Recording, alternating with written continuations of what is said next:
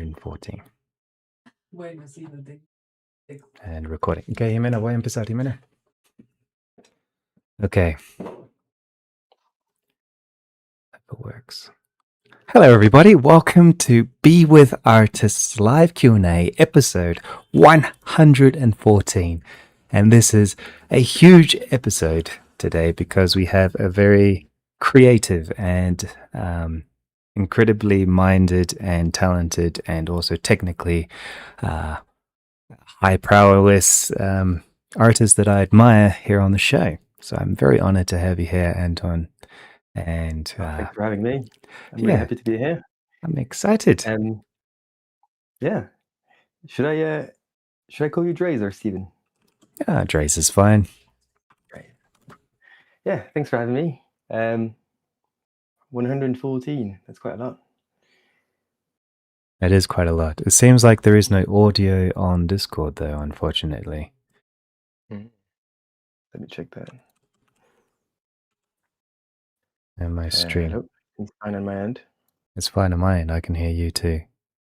Okay, Schadenfreude confirms that they can hear us on Discord. Helen as well. Good. And YouTube should be fine too. All right, everybody can hear.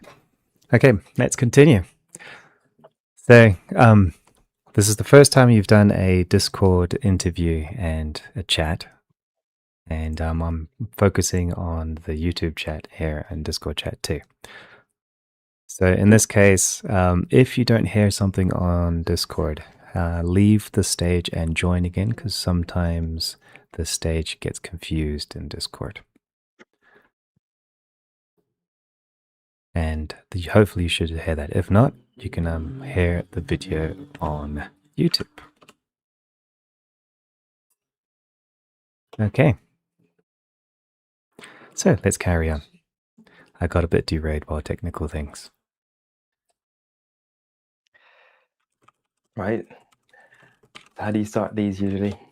Well, usually I touch base. So we've the topics we wanted to cover today. Today's topic is about sharpening style, and we're going to be talking about 3 particular pivots or anchors in this particular show. There was one I wanted to talk about was just gush and have a good, interesting conversation and outlook into the future about industry trends and direction. Another thing we wanted to talk about was, I guess, being stuck in a niche or being a bit of a generalist and pushing your style out there. And the other topic is refining your own style. So in that case, we will have to be we'll be focusing on these particular topics and going in deeper. So I wanted to know a little bit more about you, because some of my friends here, once we mentioned who you were, we know you are by name on Discord, but we didn't know who you are in your career and what you've done. So I did a little bit of research, and you've been heavily influencing the Amazing World of Gumball, League of Legends, and another of major and viral art pieces on both Vimeo and the internet. So could you give us a quick rundown of your work? Yeah, so I've been working for like, I don't know, almost 20 years now. Really the first big thing that happened in my career was Gumball. I've been on there for like 10 years. All first 6 seasons I was involved with. I started off as like a background artist. It's funny because they thought, oh, it's going to be a show with like just photos in the background. So it's going to be really easy for the background. We're just going to get some photos. One guy's going to do it all. We're going to put the characters right on top. But they weren't storyboarding it like that. You know, if you're using real life photos, you've got to storyboard around what exists in real life, and they weren't doing that. So suddenly it was like, we have to make all the locations out of bits of photographs. And so my friend actually from university was the one background artist they had, Bruno Mayer. He's like a really talented and dear friend. And he was like, I need help. Can you come? I was like, all right. I was doing really shitty 3D advertisements at the time. And I didn't mind it, but I was like, yeah, sure, I'll give it a shot. And then, like, I think about a month later, it was 8 of us, because they suddenly realized this is insane, the amount of work that we thought one person was going to do. Yeah. Uh, and because it wasn't really thought out that well from the start, um, I ended up like quickly getting the lead position or the background supervisor position. So I moved on to art directing from there. And I get the creator of the show, Ben, I think put a lot of trust in me, which I'm eternally thankful for. But he pushed me to be assistant director, and then after that, I was actually a director for 2 seasons. So that's about 40 episodes in total. So yeah, I kind of started really on the box and made my way all the way up to where there's no on the box work anymore. Wow. Which was really fun. I mean, I do like new challenges. I like change. So that was quite exciting. Yeah, and then after that, we kind of stopped. We got tired. I mean, series is tiring work, right? It's like a I big know endurance it's a race. giant marathon. I Yeah, understand it just it's doesn't stop. volume and volume and volume with a massive amounts of quality, and Yeah. there's always tight deadlines. It's unlike cinema where you have a longer Mm. production time. It's relentless, right? Like some point you have, I think in the middle of the season, you have about 25 episodes open at the same time at various stages, and it's like it's a lot of pressure. Yeah, so yeah, how do you get So, your mind around it almost? um, and so we stopped. I think there was various reasons, but basically we felt a bit done with it, I suppose. And so I went to work as a freelancer, did a few different places, but the line ended up calling me a lot. We were pitching on the first big ride job they received as a pitch. I think it was a music video called True Giants, and it was a really nice original pitch where they wanted it to feel like nothing like a riot video or nothing like League of Legends. They wanted something completely different. And I think originally it was meant to be photographic backgrounds. We were going to go and shoot in Hong Kong and put the animated characters on top. And that's why they called me, because I had Gumball experience with photos and stuff. Yes. And then quickly they realized there was something with the budget that didn't fit. So we had to pivot to painted backgrounds. And I was like, sure, I've never painted backgrounds before. No. And they were like, try it. And I tried it, and they were like, yeah, it's good, let's go. So that was kind of like my first painting job, which was also art directing it. So it was, I did a lot of late nights to try to catch up as fast as I could. It was quite stressful, but this one is actually the style frame, the one you're looking at now. So that's what we sent for the pitch, and sort of basically the first paint that I did. It's quite heavily influenced by Mialgo, I suppose. I think he probably hung on to that as the direction. I It was love the thing that was Iago's cool at the work. time, and His you're not. work is I wasn't gonna amazing. like learn how to paint and create a style all at the same time. So anyway, um, so yeah, I'm pretty happy with how it came out. And I suppose they kept calling me back on different things, and then I ended up signing a contract with them, and I worked with them for, I don't know, about 5 years or something, maybe a little bit longer. And I actually just recently quit, so my last day with the line will be in 2 days. I don't Really? think I've ever said that publicly, but yeah, I'm actually going to go back to Gumball next year Oh wow.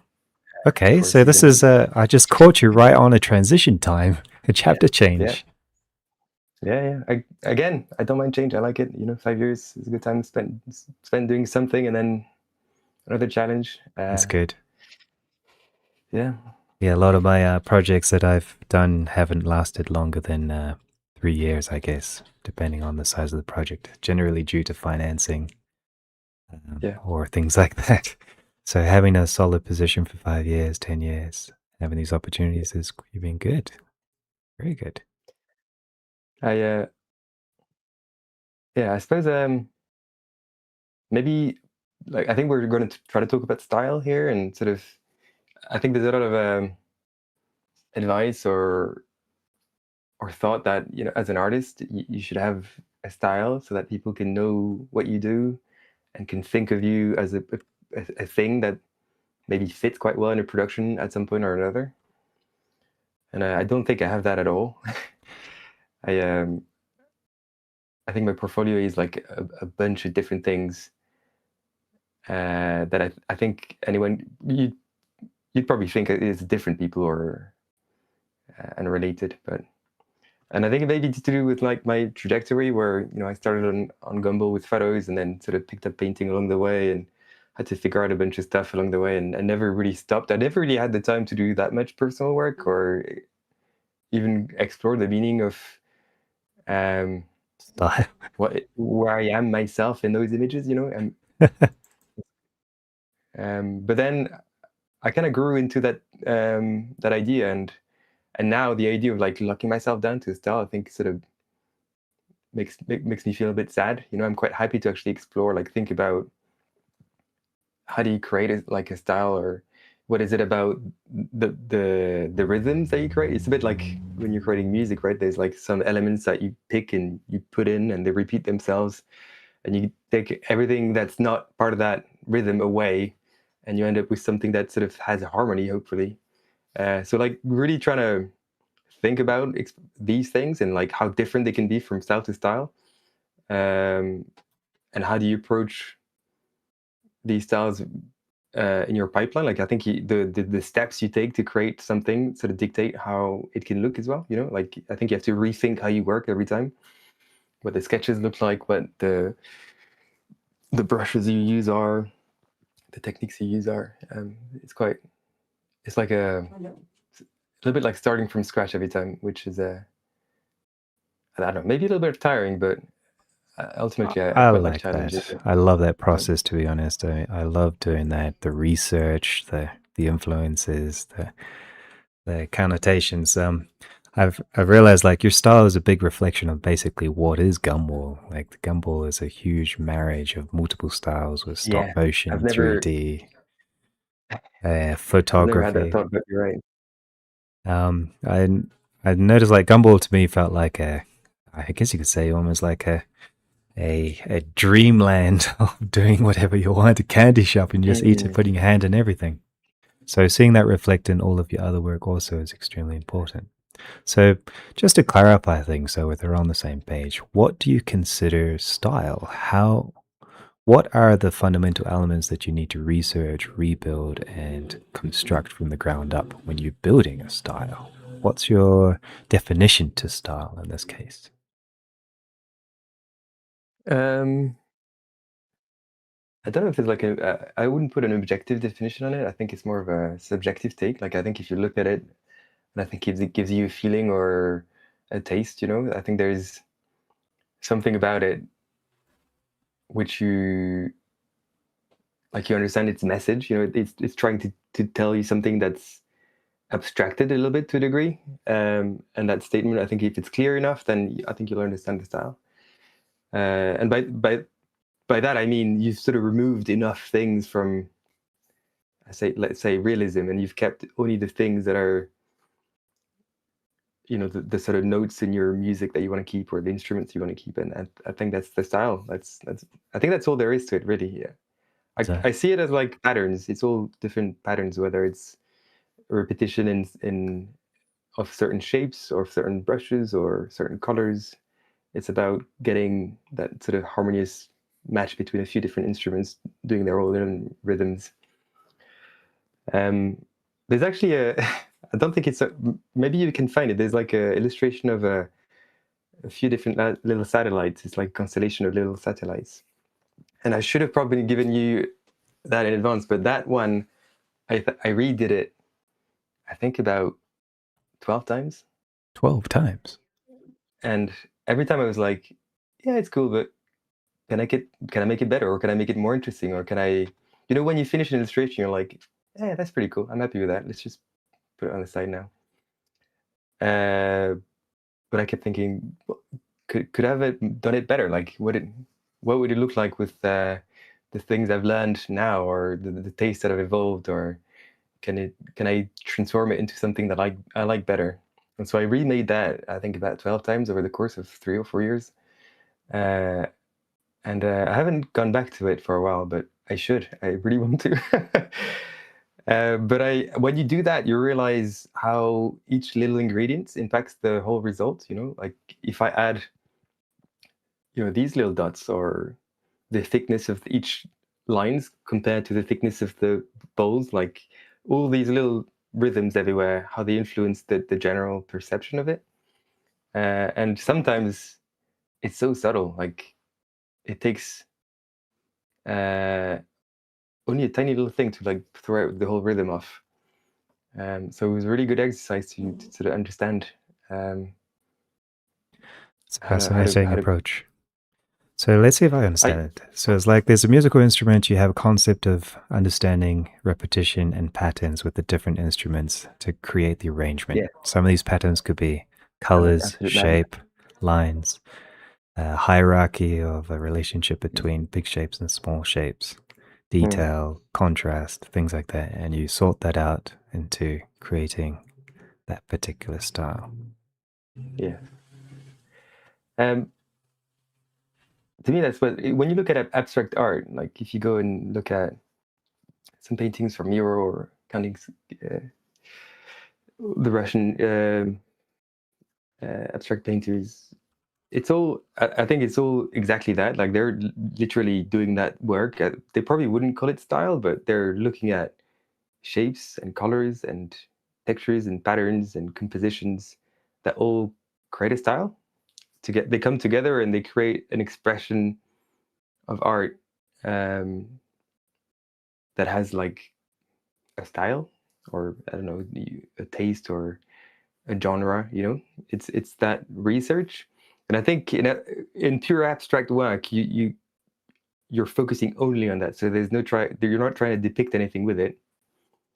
But I think when you're doing illustration, there is a little bit of that abstract art um, work in trying to find the language you're going to use for an illustration. And then there's a depiction side where you actually have to put something up. But I like I couldn't do abstract art completely. I think it's a bit uh, too boring for me. I don't like it that much. But I love that the research. I respect it a lot. Like I think I can look at abstract art for a while. I wouldn't do it myself, but I love the commitment to trying to figure out something that looks good just by the rhythms and patterns. Um, and but yeah, the whole process of trying to figure that out, I think, is really interesting. I think a lot of artists end up doing that really intuitively. I think they just have this way of drawing. They have a specific type of curves, or they omit certain details without realizing, and they end up building a style sort of really organically. Um, and I guess I love overthinking it. I love like actually trying to push myself. If I know I've got a shorthand for drawing a certain way, I'll challenge it. Like when I first got my tablet, I was really happy because I wasn't drawing the same as I was drawing with a pen. Like with a pen, I'll always sort of redraw the same shapes over and over again. And with a Wacom, it sort of scrambled the muscle memory, and it sort of forced me to draw a bit like a child again. And it allowed me, I think, to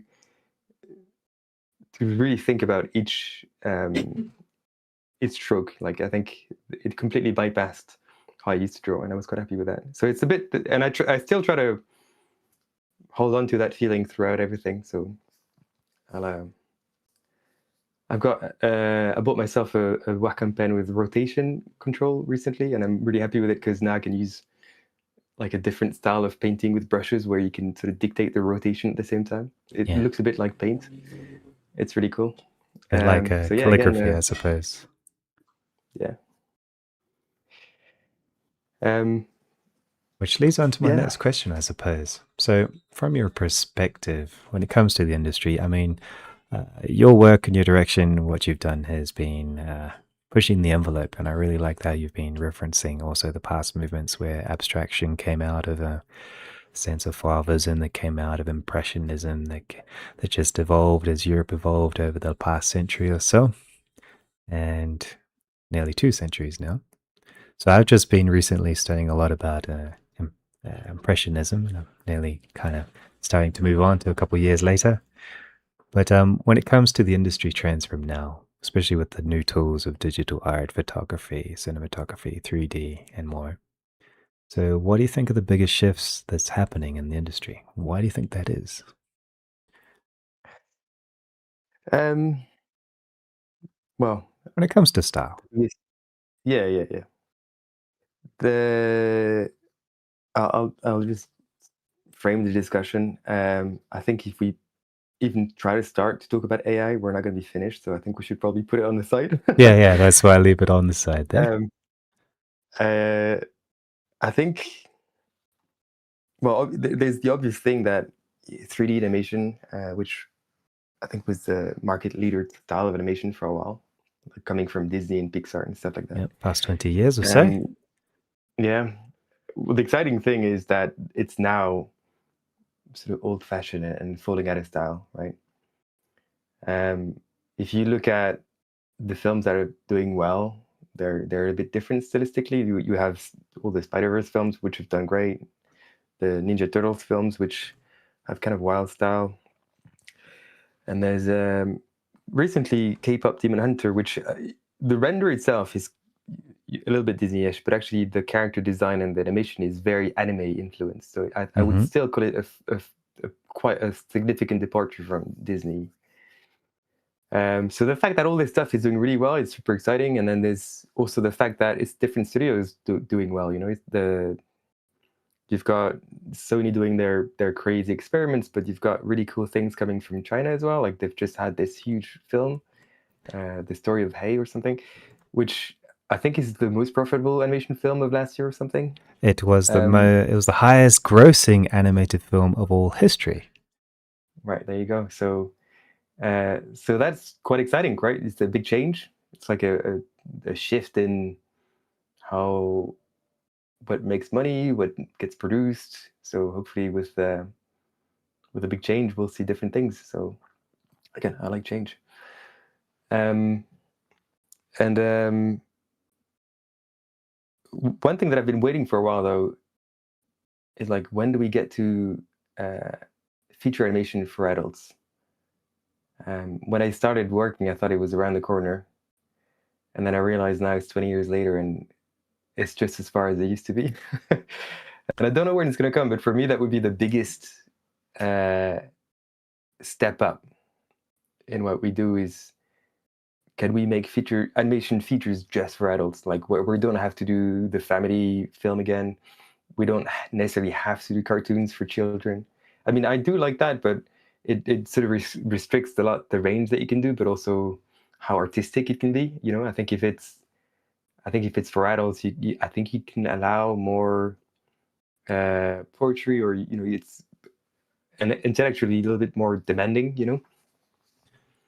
I tend to agree. Um, That's interesting. I have seen an uptick, for example, both Prime and Netflix has invested a lot into adult animation anthologies, including mm, Secret Level and Love, Death and Robots, which to me has been a banquet yeah, of style. the anthologies are everything is doing anthologies at the moment. It's That's everywhere. Even the like really obscure IPs get anthology series now. It's true, which I like, which I think is like, well, thing starts with short films and then we get to medium-sized films into series and then we get Mm, the feature films, I suppose. It's a matter of maybe, time. yeah, maybe maybe you're right. But yeah, I think for me that would be the most exciting thing to come around the corner. Like just I guess I just want to work on stuff that I would be really excited to watch. You know, I think working for your own selfish desires is the most rewarding.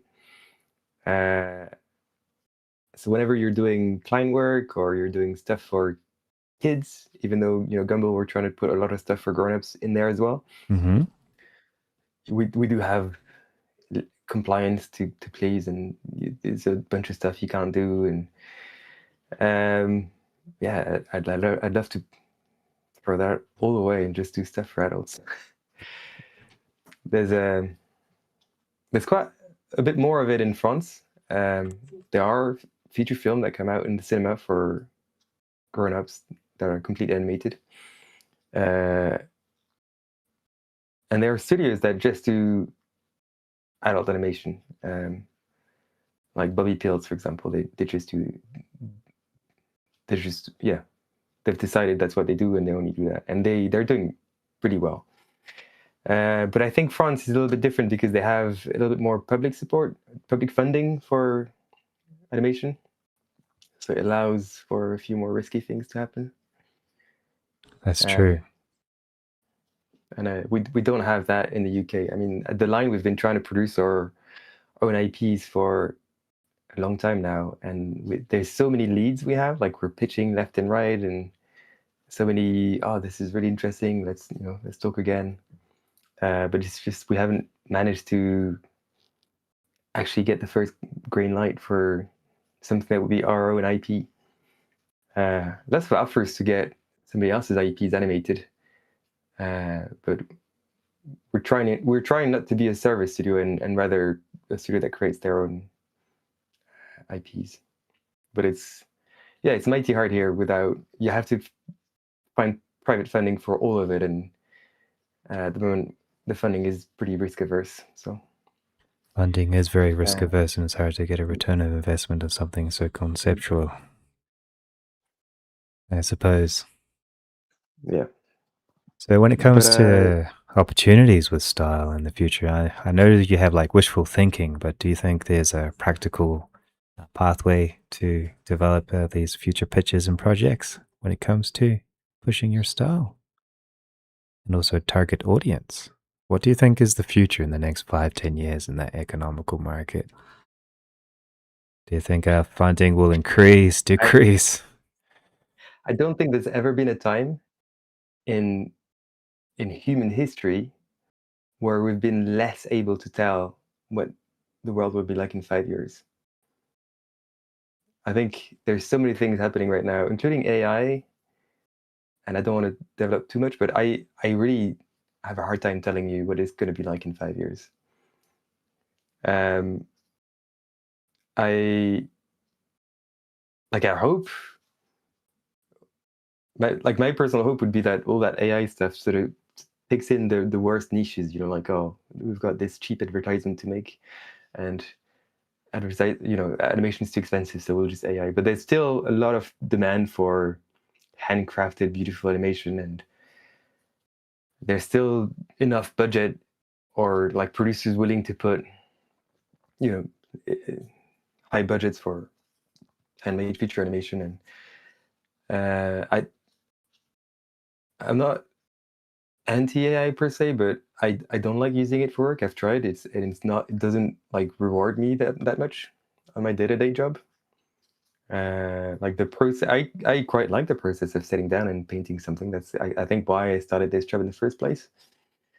And I don't want to see it disappear, I guess. And I think a lot of different little roles in the animation industry are the same. There's some people who just want to sit down and draw characters all day, and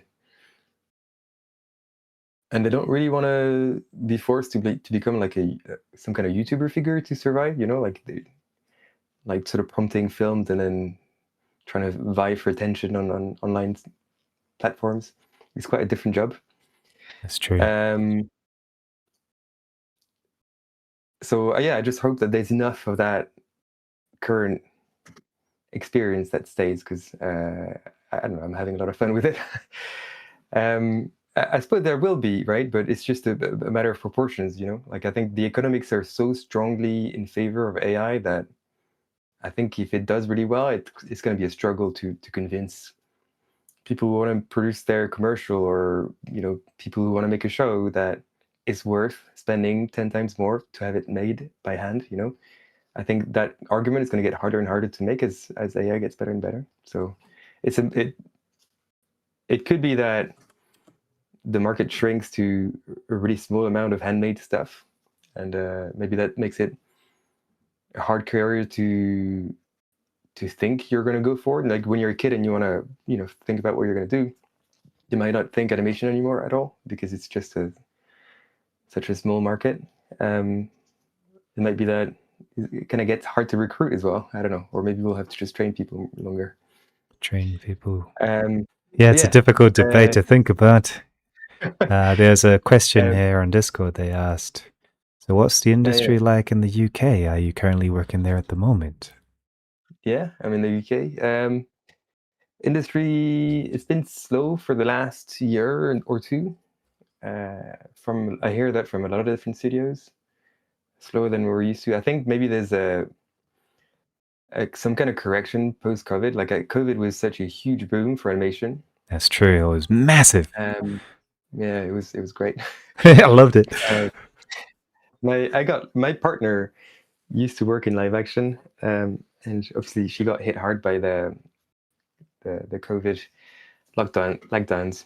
So it was Mm. quite lucky that I was in animation. I was getting more work because of it. It was kind of balancing out nicely. But I think since then there's probably been uh, a pendulum swing where maybe we're seeing some kind of contraction, a little bit of contraction from just having grown too much, perhaps. Maybe something else, but I don't know. It's still slow-ish. Maybe there's an uptick recently with around the Christmas period, but we'll see where it goes. This is me talking about the commercial industry right now because that's where I am now. For Hmm. feature feature animation, there's still a few. I think it's sort of steady. Locksmith, I think, is still doing features here, and a few other studios. Yeah, it's an interesting Um, idea. I do agree with you that things feel like things are balancing out when it comes to the industry, financing. Which streaming platform recently Warner Bros. Was had two bids both from Paramount and Netflix to buy it out.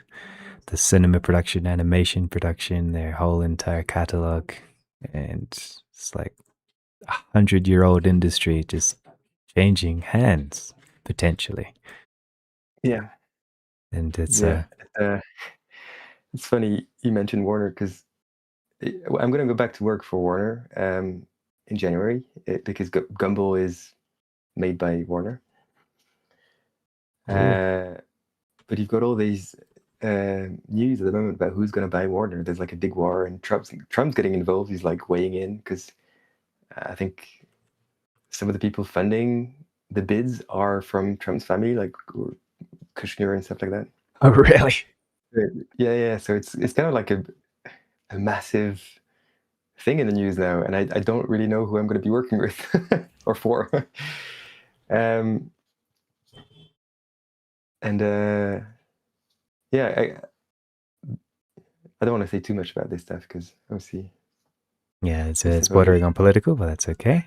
yeah, But yeah, it's kind of it's hard to know what it's going to happen in the next 5 or 10 years. So I guess it goes on to the next part of okay. So yeah. But don't you agree? Like, I mean,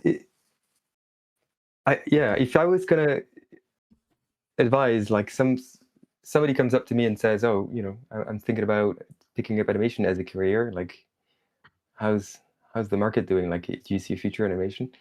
And I'd tell them, by the time you finish university, I'm not sure what it'll be like. There's going to be animation, and uh-huh. it's going to be a long while before there's like a really dramatic change, right? I think 5 years there's still going to be a lot of animation, but I think my point is more I'm expecting it to change faster than it's ever changed before. I think there's been some pretty dramatic change with say the advent of 3D animation. I don't know if you've seen that documentary about the making of Jurassic Park with the three dinosaurs picking up all the work that was supposed to go to the model makers and the stop motion animators, and how big of a shift that was for them, like Ooh, how sudden it was for them. Uh, but still, it was one trading one type of animation for another type of animation, so it's quite dramatic. But I think it's a reasonable. You could retrain from one type of animation to the other. I think it wasn't that wild. And I think we're facing a change that's bigger than that. Uh, so I have no idea. I don't know. I don't know where the animation will be in 5 years. Okay, well, so that's an ambiguous answer to. I do agree with you. There's just so many things at play. So that leads me on to like a concept of your portfolio that refuses to stay in one lane. I like the concept of change or building your style. Mm. So, and it kind of shaped your career trajectory, and you've become somebody extremely useful to others. So, I've often found within many artists on the internet and elsewhere that sometimes specialization is the way that you guarantee your future because you're going to be very good at what you do. So you're going to be heavily useful. But then it comes to shifting landscape with so many different types of animation and others. So with your experience of breaking the mold and breaking the niche, what would be your advice when it comes to preparing for the unknowns? Uh, Preparing for dinners. Well, if I take a step back, first of all, like the common advice being specialize and get good at one thing or be the best at one thing.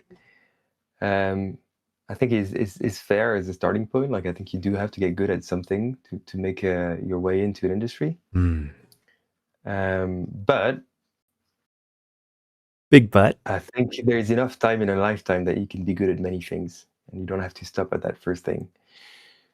Um, I think if you think about the different roles in a production, you're gonna need specialized people at some points for certain things, or they just need to be good enough at what they do. It doesn't mean that it's the only thing they do, but they have to be good enough at that particular task. But then you have all the supervisors and the art directors and production designers and even the director, and all these people suddenly actually require a lot more varied knowledge, right? As soon as you start having a bigger say in the final picture, the more we value these um, more rich backgrounds, right? I think somebody who comes in with or a keen eye for photography or Mm. cinematography is going to be super valuable as a VFX supervisor. You know, it's not just about the technical side and everything else, right? Like I think if you know a lot of painting and you know a lot of 3D, then you can find really cool things in the middle. Um, and for me, I started with 3D work, and so getting a feeling for how light bounces around and how, you know, for example, the light hits a surface that's colored, that color bounces somewhere else, and every bounce makes the color more saturated. That's something I think about a lot in painting. I'm like, oh, where can I bounce the light and pick up more and more color so I can reach that nice little hit of saturation that will make the painting feel vibrant. You know, like under the plant pot there's some green little leaves that have bounce light, and that's where you put the saturation, or the bounce light on the pot. That's where, not in the highlight, not in the deep shadow, just on that point where it's bounced 2 or 3 times enough that it's nice and vibrant. I guess all these little learnings came from 3D for me.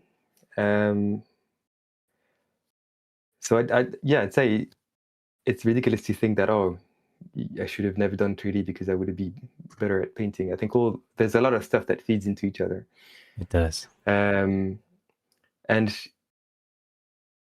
so maybe the real answer is like follow how you want to work. I think maybe some people do want to stick to their path. I think I've talked to a lot of artists who was like, oh, I found this style and it feels like me. I just want to do that for the rest of my life. Fair enough. That's like, that sounds like an amazing feeling to get. But for me, I love being in a production and being faced with like 5 different things. Oh, we have this crazy shot. We don't know how we're going to do it. Can you think about a way? Yeah, I'll pick a blender. I'll make some outlines for this, and we'll paint that. And I love that feeling of just figuring it out and not feeling stuck by technique or art styles or anything like that. Um, I was working on this short film for a director at the line, Venla. She did a short film called Heavenly Vessel, which is the black and white stuff you can see in the middle of the board. Right here. Yes. And it was a really cool story. It's very emotional and sort of ambient. And the whole thing is about sort of two planets that meet briefly. And when they're in close contact, people on that planet change, and it reorders the hierarchy of the society, and they change physically. And there's like a message about who we are as people and change and how we resist change, whatever it is. But I thought about this a lot, these themes and the magnetism of the two planets, and I was really attracted to these shapes that magnets create, like the lines that are created on a table if you put two magnets over like I think it's sand or slightly metallic sand, particles. yes. Yeah. Like these shapes are full of tension. Like I look at these and I'm like, oh, I can feel some kind of emotional tension in there that kind of mirrors how the characters felt in that film. And you can see also the travel of the sand, like being sort of compelled to swerve in a direction. That like there was like a strong parallel to some of the story themes, and I thought it was a perfect visual to. It's harsh, like there's some kind of violence in that sort of shape, I think. So I did that in Blender. Actually, I figured out how to do magnetic attraction in Blender, and you can actually move this stuff, and it behaves like magnets. Wow. Which was really fun. We ended up using it in a shot. Like there's literally a shot of the planet, and you can see lines moving, which is I think comped based on that Blender render. And obviously, I've also put it in different places in the castle. It's like on murals and in different Yes, places. I see it on the wall here. Yeah. As if this stuff sort of happened over eons ago, and it's like a cycle of repetition. So it's engraved on the walls and the history of that castle. But anyway, all this stuff wasn't really asked for. Like originally, they just asked me to come and do some concepts for them, and I sort of pitched ideas and had fun with Blender and said, "Oh, look at this," and it spoke to the director. She was like, "Oh yeah, I get it. Like let's do more of that. What else can you do? You know?" And that's how I thrive. Like I was so happy to have that freedom, and I think a lot of it was the same on Gumball, to be honest. I think we did the whole first season of Gumball really naively. We took photos, we put characters on top, and then we didn't really think about the camera or how a camera moves in space. And then it sort of felt a bit like shit because of it. Like we were happy with the paintings, but once you crop in and put a character in the middle, it didn't feel quite right. So at that point, I decided we were missing something, and I sort of did my homework on camera matching and projection and really pushing it into more of a VFX workflow where if we have a picture, then you have to sort of match all the properties of the camera that took it before you can really start exploring that world with the camera. Mm-hmm. And how do we do that as a whole environment? Like, how do you set up a production where an artist has enough matching photographs to create multiple angles from a sequence and then create a camera through it? Like, it's quite tough actually to get to a place where you can do this easily. But I thought this was my push to make Gumball better. Like between 1 and 2, actually, you can see it. Season 1 is very naive in its filmmaking, and season 2, I think, feels already a lot more cinematic because we have a lot more of these camera moves within the show. And like, say, when we crop in to the side, it's not just looking like sort of zooming into the side of the picture. Mm-hmm. You have to sort of angle the plane of the photo so it feels like you've panned, and the perspective shifts if you pan a camera. Right. So all these little details, I was pushing to add them in, and then we ended up making a whole layout department around that. And I was really heavily involved in that. And again, that was just not limited by technique or art style or whatever. It was just something that felt right and fun. And I guess not necessarily what you expect from I think I was art director at the time. So it's not necessarily something you'd expect from the art director to push. But yeah, I think everybody trusted me to try to I mean, everybody saw that it made it better and also more efficient if you can sort of put sequences together pretty easily. Attention to So detail and yeah, technique. all these little bits of knowledge, I think end up making my day to day more enjoyable because I get to work on a lot of different little things um, over the years I've built trust with people that will let me sort of follow an idea. Like I can say, oh, trust me, I'll figure out a way in Blender to do something like this, and they'll be like, yeah, sure, take a few days. Okay, so we got a question on YouTube. Rodrigo Gomez, was Blender used in some of the steps inside of Gumball? No, because Gumball's too old. I think Blender. I started using it on 2.8 when they a little bit after they had their UI revamp. I did try before. I think I actually opened Blender once on Gumball and I was like, I don't get it. The camera moves funny. They were still like the orbit style of camera or whatever it is called. And I didn't push it very hard. I was like, I don't like it. And anyway, we already had Maya licenses for everyone. It was kind of a pipeline like that. Yeah, makes sense because this project's 10 years old. So yeah, back in the day, Blender just wasn't up to snuff at the time. To tell you how old Gumball was, I think all of it until the last 6th season was rendered with Mental Ray. I don't know if you remember Mental Ray. I've used it in Softimage. Yes, I know it. I know it very well. So it's dead now. Like I think it's discontinued. You can't use it. Yeah, you can't use it, no. They actually had to, I think, resurface all the characters from the show to try to use a new render. But yeah, Blender, I started using it at the line. I think the first time I had to use it was actually, if you zoom into the right under that picture, there's like a field of flowers with a big cloud on top. This one? Yeah, this was for a Riot video, the second one we did for them, a music video as well. And there's this guy running through fields of flowers, and there's some animated cameras in there, so he's pushing through the field and the camera's following him. Wow. And usually in 2D animation, we'd come up with like a hand-drawn way to do it. You have like kind of a floor made of smears or lines that indicate movement, but not really details.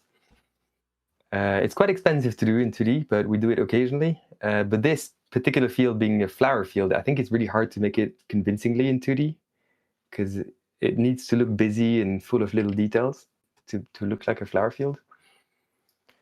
I thought, yeah, I'll try it in Blender. I think the line was not experienced at all with 3D, so we didn't have like Maya licenses, and I didn't frankly want to use Maya again. So I picked a Blender, and I think I set it up with the old school particle system or hair system, one or the other, and just made a bunch of assets for the flowers and scattered them. So this actually, on this image, the floor here is actually from Blender. There's just different LOD. Each flower has a different level of detail based on how far it is, so it gets progressively simpler with the distance. But technically, it's just a bunch of particles on a plane. And I think the grass is a bunch of grass planes that are rendered together. But then I used compositing to sort of threshold the details away and just keep the light threshold. So you can see where the sunlight lands and where the shadow begins. Yeah. And that line between the two has all these sort of blades of grass. So that's the 3D grass. And I think we could animate the light to move back and forth. But that's the only place where you actually see the blades of grass detailed enough. Or I mean, there's a few other, but yeah. Because that's one of the things I don't like with 3D grass is when you see every single blade of grass. Because you would never paint it that way. Yeah, you're not gonna like move. You're not gonna be scratching away, doing a little blade of grass every day. Yeah, yeah. So that was made, I think, in Blender 2.8.3 or something Yeah. a while back. No Dad 3 Sign on YouTube says they also started in 2.8. They ask, do you think, creatively, do you think Gumball will be a little less musical in the next season? A And little I'll less live, musical. I don't know. nobody Honest knows. question, honest answer. I don't know. It hasn't all been written, and I haven't read all of it, so I can't tell you. All right. Another follow-up question about Blender in the industry. So, Mentor Ray was back in the day. So, when it comes to now, would you consider it um, a worthy production useful tool to make a television series with? Blender, absolutely, Yes. 100%. Yeah, yeah, yeah, yeah. That's I it. mean, we use it a lot at the line now. We've grown around it. We've run whole productions with it. I would, yeah, absolutely. I mean, to me, okay, so I've learned 3ds Max when I was younger at school, and then I picked up Maya for Gumball, and then when I was freelancing, I did a little bit of Modo, and they're all software. They're all 3D software. You know, they're a Very different set of similar. buttons that you learn quickly. You can swap them one for the other. It doesn't matter that much. So Principles are like, the same in most yeah, yeah. areas: polygons, trays, shading, rendering, lighting, composition. However, I think Blender goes a little bit further than that. Uh, I don't know if it's weird, but to me, Blender now is more than a set of buttons. I think there's a whole thing around Blender where, for example, you can see exactly what they're working on. You can see what the next features are. You can make suggestions about, oh, wouldn't this be cool if you could do that? And sometimes you actually get listened. There's a huge amount of community around it and videos that have been made and add-ons and stuff. Um, yeah, I think right now going back to something that feels like a closed box system where you get one update a year and it doesn't help you, really doesn't make me feel good at all. And I'm just emotionally attached to Blender now, I think. I really, yeah, I really appreciate all the work they do. That's a good point, actually. Blender is a worthy and powerful tool, and the community is definitely one of the core features behind it. I tend to agree. The general know how, the tool set, and the general sharing of the culture around it, and the accessibility to the code and the ability to change things and improve things also. It's also one of the few 3D softwares that actually puts stylized 3D work as one of the goals, or one of the, like, there's a Eevee is really good at it, For sure. maybe more so than other software. Um, and obviously they're working on the NTR branch now, which Correct. is really great. The real-time compositor is so helpful with So building good. this stuff. I was just Um, working on things today like that, actually. Come to think of it. See if I can find it. Yeah, the real-time compositor. Also, we're getting the ray trace intersections cooking right now for the shade of both cycles in Eevee. We've got more improvements to grease pencil. It's just cooking. Things are cooking so much. I love it. So, so this leads me on to my next thing. So we have the software, we've got the industry, we've got the styles, we've got the ability of breaking the mold, and you've found that through experience and also the hard slog of working through things, you've managed to break the mold, break the typecast, and with that become more powerful, more useful for an ever-changing industry to the point that you're reviving Gumball eventually as part of the team. So you as an art director, you're good with your painting, your styles, you're getting your techniques in 3D, but what or how do you sharpen yourself? This is the goal of today. Like I chose sharpening styles because I mm. consider things like you could be a generalist and you're welding an axe and it could be blunt or it could be well, not so. You could be throwing pasta at the wall or experimenting with different things.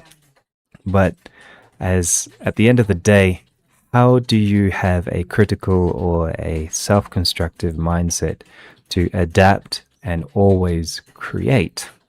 What are your tips? What helps you to push through into those things? Yeah. I don't know if I have like tips that will be helpful for everyone, right? But I think it's an interesting question. I don't know if everybody agrees. Maybe tell me, in the chat if you agree. But I always found that when you look at somebody else's work, you quite instantly have an opinion about it. You're like, oh, this I love that, or I don't like that, or this could be better. When you look at your own work, there's this weird disconnect where you can't do the same as easily.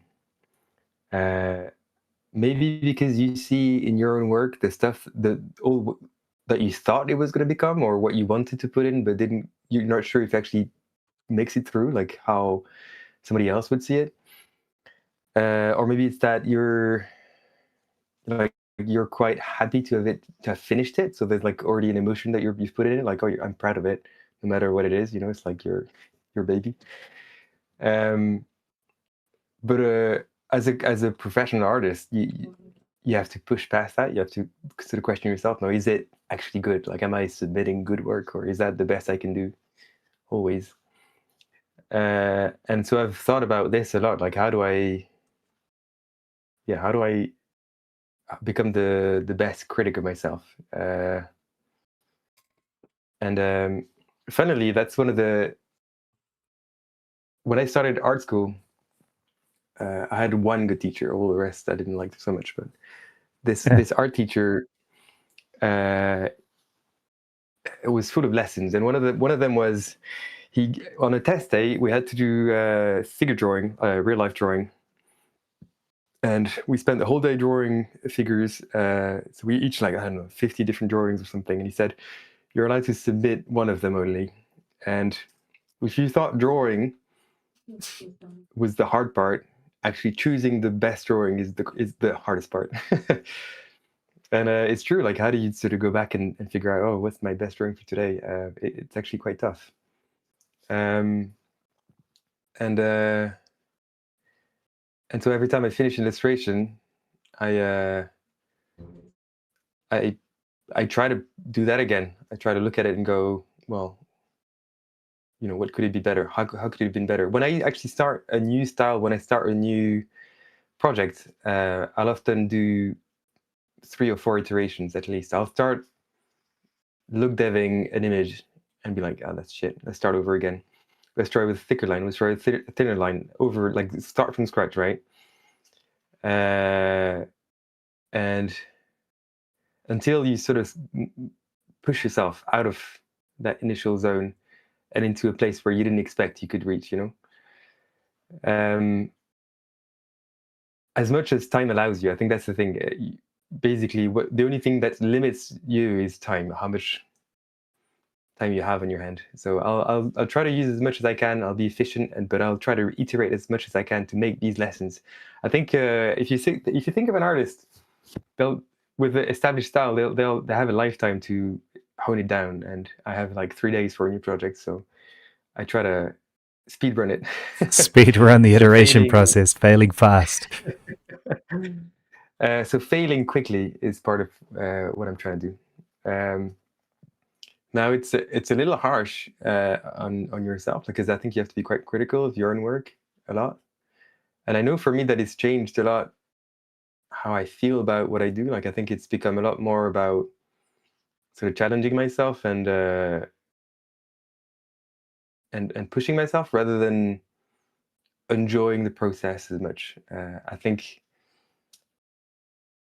I certainly used to draw for myself a lot more, like to pass time and stuff. And since I've become like a professional and I've had that mindset, it doesn't give me as much pleasure. Like, I don't think I'm going to sit down and like just enjoy doodling as much as I used to, because there's so many strings attached. Like, I'll doodle, but I'll be like, is this good enough?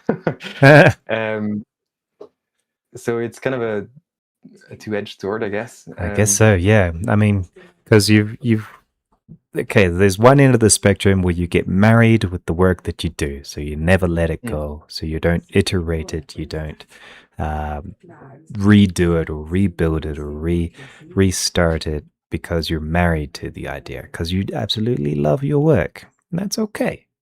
But at the same time, to get better, you need to be okay with the divorce, let it go, and try again, which is a difficult thing. But then you have the other end of the spectrum where you're iterating so much and so hard that you're not biting the bullet and accepting that the project is good enough for the particular context that you're working in, I suppose.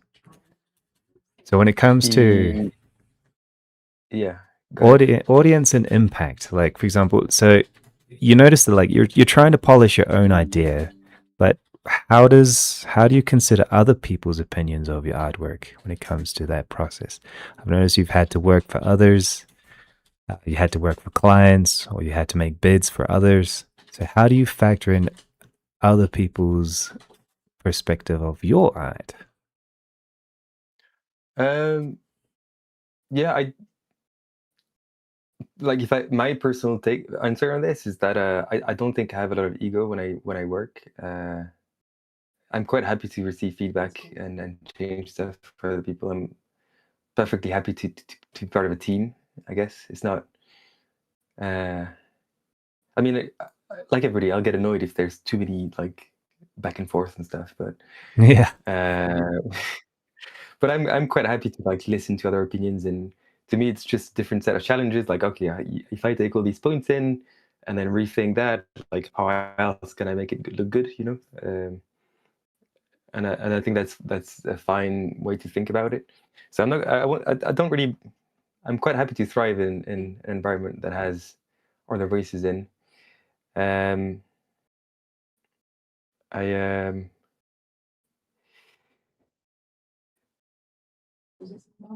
Yeah, does that answer your question? It does in general. Like, I mean, it's kind of a tricky thing because, okay, my biggest difficulty is getting started and finishing a project or pushing a project beyond just the experiment.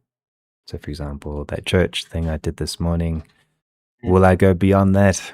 Probably not. Or I did do a project, but I developed 6 months into the style, worked on it for another 2 years and a half. Um, would I change the style in the name of the illustration book or something like that? I'm not sure. So my problem is, okay, so how do uh, I guess you could say, be committed to iteration? Um, Yeah, yeah. Well, sometimes, it's not the iteration that you should be committed to, right? It's like it's how um, out of your comfort zone you're willing to go, and how much you want to, I don't know, prove to yourself that you can make it better than what you started with. You know, and it's kind of a maybe egoistical take at it. You know, it's like it's not just drawing for the sake of drawing. It's more like I want to do better than that. or to do better than that. um, it's the drive to be to push yourself, I guess. Maybe it's yeah, maybe that's why it feels bad because it's about never resting, I You're, suppose. you're never Way of saying satisfied. that, Yeah. like. One thing you were talking about other voices and comments, it made me think. I really value feedback and criticism.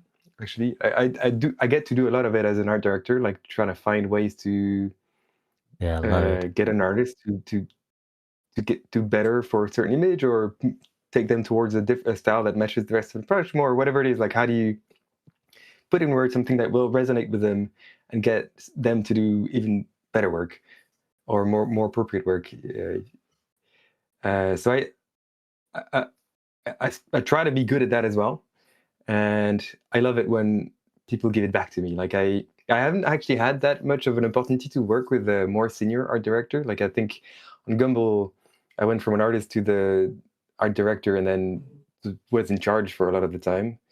And same at the line, I just sort of came at the top. So haven't actually worked for other art directors very much at all. I don't even Mm. know how they run their productions.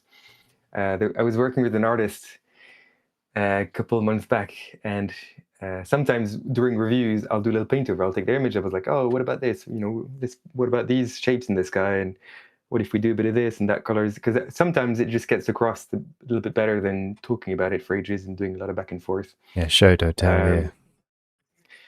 Um, and I think they told me, oh, you're the only art director that does that. I've never had any other art director that I was like, shit, is that good? Is that bad? I don't know. But I have no idea how other art directors do it. And I'd love to have that experience. I'd love to have the feedback, like have somebody sit down and look at my images for a while and really try to bring something else out of it. I think it's quite valuable.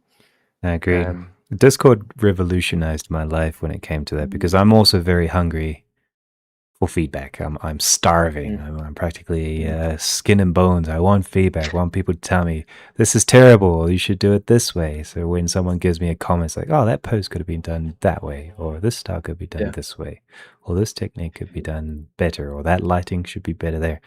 I eat yeah. it up. It's I want some more. It's hard on Discord. I know I've tried a few times to give people feedback on Discord on servers, but you never know like they're gonna take it. how ready they are for feedback emotionally. Like I think some people want a little feedback, some people want a lot of feedback. There's egos in the way. You don't really know them. I think it's very delicate, and I think sometimes it's gone really well, and sometimes you could tell people are like, I don't know. I just wanted people to tell me that it was good. Yeah, it's a difficult um, one. Yeah. I'd love to have a place where uh, it could be like Fight Club for art, you know. Drop your art, drop your art, and get honest feedback, you know, from like no punches held. It's true. Actually, every Friday I'm doing a little art event here in the Discord server, the Being an Artist show. We do a 1 hour art challenge based on a single word or two words, and then we do a vote at the end of it. We're thinking last Mm, week we were thinking to also do an art critique at the end of it because sometimes during these sessions, the first 50 episodes that I did of the show being in with artists in Arendal's Discord server, we would critique people's art and try to talk about how to improve it, how to work the color, how to work the contrast, how to work the shape language or the modeling technique or whatever. So I'm thinking to retake that up. You're more than welcome to join on Friday. We can spend an hour or yeah, two. It starts a little earlier though, around. yeah. We'll have to match the times there. It's a bit hard for me, but yeah, Yeah, that's I unfortunate. yeah, I love that. It sounds good. It sounds great. Because I think it is very important. I mean, self improvement is a balance, just like you mentioned earlier, of a sharp sword, where yes, you could be internally unsatisfied with your work and then always push yourself to be better. But at the same time, you need to call the shots and consider a job to be done and get the job done for the particular project and client or for the particular need, and also accepting your own work, finding that balance. Like, are you too accepting and never get better and complacent and never adapt? Yeah, Or are you never satisfied and you're pushing yourself too hard to the point of burnout? So it's a fine line. It's important. That's why I consider feedback like the compliment sandwich, or finding the balance between, okay, here's some acceptance, here is some approval, but also here is some feedback for you to improve and consider working. Because, I mean, I've directed small teams, but that's generally my technique as well. It's an interesting thought yeah, exercise because one extreme is not good, the other extreme is not good. You have to find an balance. yeah, yeah. You mentioned the compliment sandwich, which is uh, I mean, I do it a lot. I'm in the UK. We have to. It's like a rule that you, you can't be harsh from the start. You have to like message it in. But as a French guy, I don't mind the being like honest to the point. I think we've shared that with the Germans. Like if like an honest opinion is valid, and I think it makes the compliments stand out more. I think I think by making compliments like the de facto standard, like the expected tip, it makes the when you actually mean it little bit less powerful, I think. But True. other but I work with teams, and I want to make friends with everybody in my team. So I I sound harsh, but I'm not that harsh with people. But I do. I won't shy away from saying, oh, I think he could be a little bit better, and it's not quite to the degree where I would call it finished. So let's give it a little bit push. It's not. It doesn't sound harsh, but if it really is the case, then um, I try to avoid not starting with like, oh, this looks great, because I think when I say it looks great, I hope that people know it means the truth. Yeah, And this I is the work with other. Ooh, top of it. When it comes to like, I'm from South America, so here are people very blunt. Like, if they don't like something, they'll let you know, and emotionally, and it's good. But at the same time, okay, sometimes I read somewhere in psychology of like trying to help somebody to improve when it comes to being a child, for example. You don't tell them they've done a good job ever. You tell them you did a good effort to improve that, yes, yes, which makes it rewarding the much effort. like I acknowledge that you tried something, you've done some hard work. This is where you can improve. Here's my encouragement to try again. With that, I guess there's different types of compliment sandwiches there, I suppose. We have a question here. Is like, do you have any tips for someone who doesn't consider themselves creative but wants to become more creative?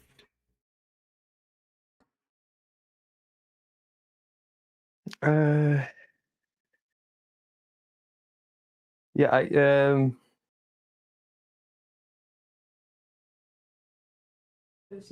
how do you become creative? I think um, you have to find a place of mind where I think you can feel ideas coming a little bit more easily. I think that's the source of creativity, right? When I sit down and do images, uh, I wouldn't call that the most creative outlet I have. Like I think a lot of the images I make are for a client, or they're referencing something, or they're part of something that I've learned. Like I don't feel a huge challenge, but when I have to write something, I often have the same feeling of like, oh, how do you come up with an idea when you write? Like it's we just have to wait for it to happen. And so putting yourself in a situation where they come easier and knowing yourself enough to know what that situation is, I think is important. Like I figured out for me, I write better when I exercise. So I'm into rowing at the moment, so I go in the rowing gym and I like do it for 2 hours. And then I write most of my stuff like that. And there's something about being stuck in a position where you're doing effort and you're focused and yet you're like in a flow state. To me, it helps. Now, I don't think you can easily draw when you're running or something, so you probably have to figure out a different way. But it's kind of like a you thing, I suppose. Like you have to figure it out. How do you find that for yourself? But I think maybe the point is that there's some physicality to it. Like it's not necessarily just in the head. I actually I had a teacher at school tell me for them they had a public self and they had a creative self. Like they found it hard to be creative if they felt looked at. If you're like if Right. you're in public, or if you in your head are doing it for other people, it would freeze her. And so to be creative, she had to lock herself in a room, and she probably, I don't know, drank or smoked or whatever it was, but it was like her own little self. It was like you don't care how you're dressed, you're in PJs, everything is shit, but it's just for you, and that you're like in a safe little cocoon. And that was her safe, like that was her creative place. I actually read somewhere So about creativity and the concept of imagination. Imagination is the same neural pathways as memory, and dreams is a different part of the brain. And basically, they work in a similar way, where imagination comes where you remember and re-remember things in certain ways and create new connections. Where you dream is where you turn off your logic processing. So the consciousness is in order for your brain to go into the conscious state of remembering how things are and then imagining new things, as in creating new memories and visualizing new ones, Mm. is a concept. You need to be in a mental state of privacy and safety. You need to be Yes. safe. You need to be alone, as you say. And so the physical concept as well, you need to feed the brain the oxygen or be well fed, and also feeding your brain with new ideas, new memories, or new Mm. concepts.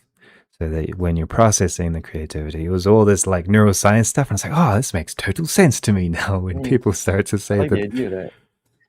Like it's harnessing the power of dreams. It sounds Practically, Freudian dreams and there. memory. Yeah. Yeah. So to me, the creativity, when you build into that and tap into that, is using your memory processing and using your dream processing to Yeah. then make new ideas, and then Yeah. you recharge. It's almost like I don't think meditation. there's like a two-step process where No, there's there's a moment where you get the ideas, like you tap into that subconscious and they come and you write down and you don't care if they're good or bad. Like they're coming, so you write them down. And then there's another step where you look at all these ideas and like which ones are good and which ones are bad and what can I do with them.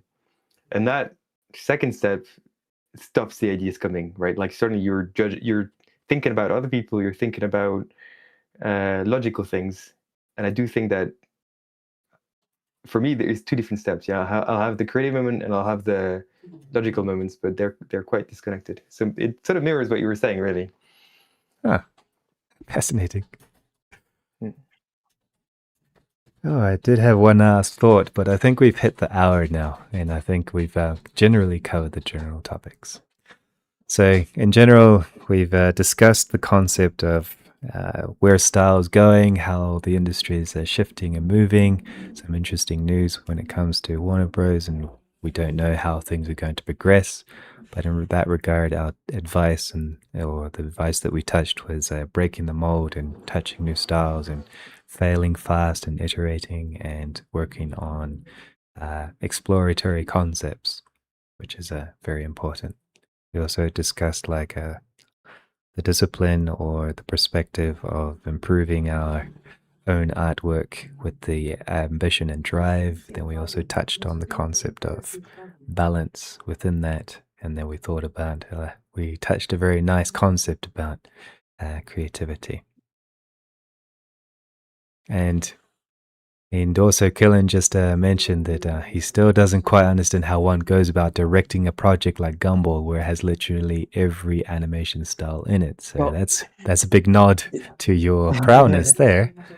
Your it goes process, exactly how you think it goes. It's just fucking hard. yes. I, You just, interactions between 2D and 3D, for example, you just have to do it 2 or 3 times. You start with one character in 2D, and then you match it with a 3D, and then you rematch it with a 2D, and then you rematch it with a 3D. It's just fucking hard. bouncing around. Mm. Must be fun though. I bet you. Yeah, yeah, it is fine. The comment, I used to one comment was do kind of a joke comment. It's like, are the positions open? it. But it's funny. Yeah, I'll let you know when I start. All right. But yeah, thank you for your time today. I mean, I had a blast, and it's interesting to see your thought process, and also, uh, I said it at the beginning of this show. You are one of the artists, and one of the many that I've talked to, but you specifically, with your prowess and style, your involvement in creativity, and your art direction, and the ability to make the style within Blender as well, technically on that entire level is an aspiration of mine. So I'm very happy that you wanted to talk today. Uh, big inspiration you are. And I think you are to many people, as we've noticed here on YouTube and here in the chat as well. So thank you for spending this time today and Well, sharing. thanks for the kind words and thanks for having me. I really enjoyed it. It was. I feel like I could easily do another hour, but maybe another time. Yeah, I'll need a short break, I think. But it's a lot of my brain is like this. It's a big torrential rain of information. I need to process it, let it soak, do the whole thing before I can regurgitate some of the really nice tips here. So I hope you had a really nice time. We really wish you an excellent December holiday.